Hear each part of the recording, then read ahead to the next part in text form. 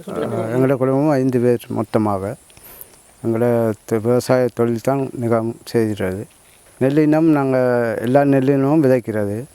சம்பா, கீரி சம்பா, நாடு இதெல்லாம் எல்லாம் விதைக்கிறது. விற்கிறது நாங்கள் வியாபாரிக்கும் கொடுப்போம். மற்றது எங்களை திணைக்களம் எடுத்தால் திணைக்களத்துக்கும் கொடுப்போம். விவசாய திணைக்களங்கள் எடுத்தால் எங்களுக்கு கொரோனாவுக்கு முதல் நாங்கள் நல்லா செந்தளிப்பாகவும் நல்லா கஷ்டம் இல்லாமல் இருந்தோம்.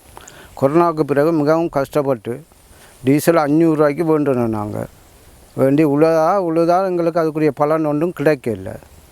ஆக இப்போ எங்களுக்கு இந்த வாய்க்கால் செய்து தந்தபடியாக எங்களுக்கு முன்னே வாய்க்கால் செய்ய முதல் 10 பேருக்கு 15 பேருக்கு தான் வெட்டுவோம். அதுக்கு பிறகு எங்களுக்கு இந்த வாய்க்கால் செய்த பிறகு 25-30 பேக் நெல் வெட்டி எடுக்கிறோம். மற்றது எங்களுக்கு முன்னே இந்த பாதைகள் செய்யாதபடியாக நாங்கள் ஒரு ஏக்கருக்கு 5000-10,000 மேல் மிச்சமாக செலவழிக்கிறோம். நாங்கள் ஏனென்றால் வாகனம் கொண்டு போயிடலாம், கிட்ட கூலிக்காரர் பஸ்ஸில் கொண்டு போயிடலாம், தூக்கி கொண்டு தான் போகணும். 1 கிலோமீட்டர் 1.5 கிலோமீட்டர் தூக்கி கொண்டு தான் நாங்கள் போகணும். அதால் எங்களுக்கு ஒரு 5-10,000 ரூபா கிட்ட நஷ்டம் ஏற்படுது. இப்போ எங்களுக்கு அந்த 5-10,000 ரூபா காசு எங்களுக்கு மேல் மிச்சமாக இருக்குது இந்த வேலை செய்து தந்தால். ரோட்டு வேலையும் வாய்க்கால் வேலையும் சேர்ந்து மற்ற எங்களுக்கு இந்த வாய்க்கால் வேலை செய்ததால் எங்களுக்கு இன்னும் 25-30 பேக் கூடுதலாக எங்களுக்கு வருமானம் பெறுது.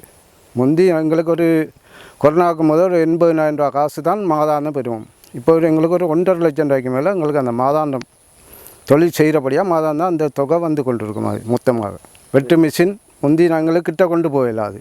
இப்போ ரோட்டுன்றா பக்கத்துலேயே கொண்டு இறக்கி அவர்கள் முந்தி 7,000 ரூபா எடுப்பினா இப்போ 7,000 ரூபா எடுக்கணும். முதல் 15,000 ரூபா எடுக்கணும். ஏன்னா இங்கேருந்து கொண்டு போகிறதுக்காக டிரான்ஸ்போர்ட் கூலி.